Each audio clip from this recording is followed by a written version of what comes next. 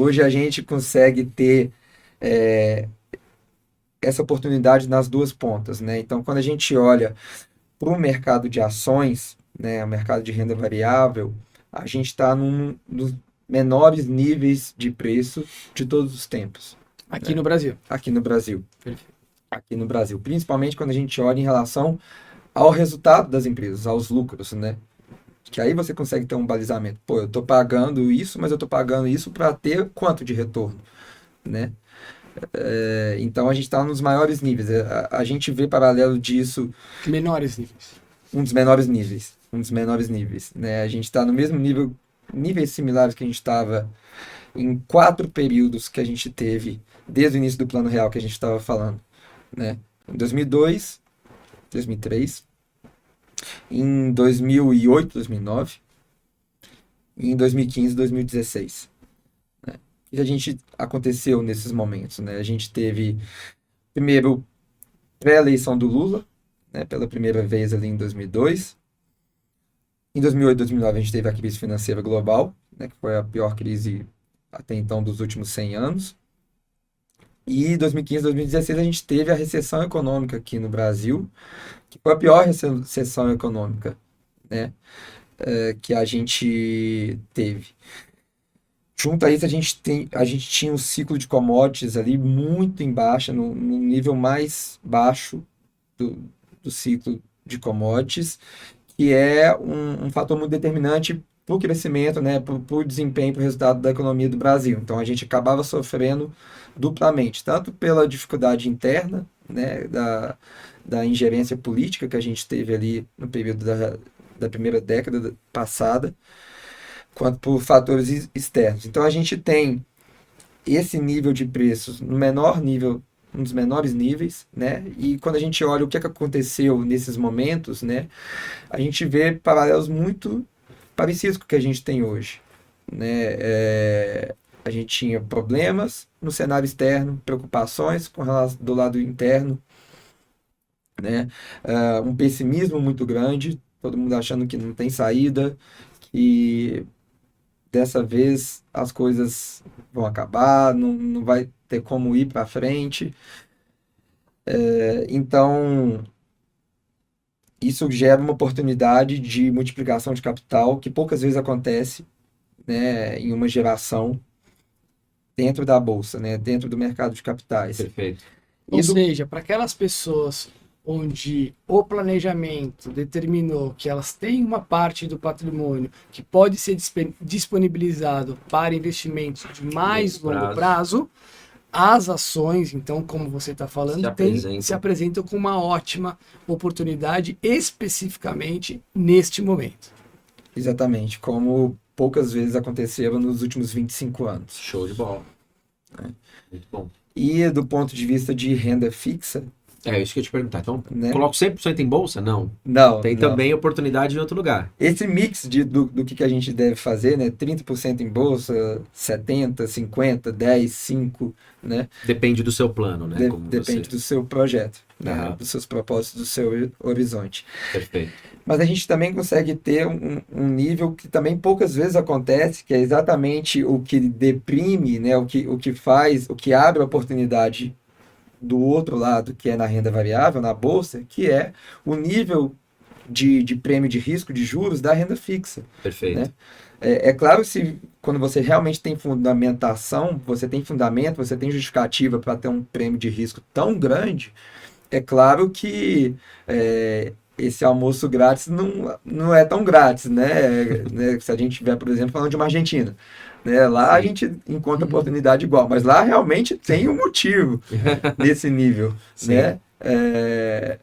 Aqui no Brasil, a gente entende que é uma coisa muito mais comportamental, um pensamento imediatista, né, curto-prazista, porque quando a gente olha para essas mega tendências, né, para essas condições estruturais, a gente tem uma perspectiva muito positiva. Né? Então, o que parece ser uma Argentina, uma crise, uma coisa que não tem solução, na verdade, vira uma oportunidade. Né? Então, a gente consegue hoje pegar investir, né, posicionar nesse nível de prêmio de risco, de juros, Uhum. né, enquanto eles são precificados a mercado, né, esse nível de custo de dinheiro, ele não acontece, não é o normal, né, para a gente ter uma ideia, a última vez que isso aconteceu foi lá em 2015, 2016, exatamente quando a gente teve uma outra grande crise aqui no Brasil, embora tenha sido uma coisa mais local, hoje é global.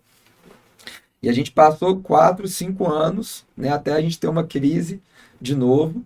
A gente não viu esses níveis de rendimento, né, de juros nas aplicações de renda fixa. Então, hoje o que a gente consegue fazer é fazer a compra desses investimentos, desses títulos, né, com vencimentos né, ali de vários anos, 5, 7, 10 anos, né, pela frente, e garantir esse retorno que é oportunístico ali, é muito temporário. Em algum momento a gente vai ter a normalização desse nível de rendimento. Perfeito. Já está tendo? Já está tendo, né? Agora a gente teve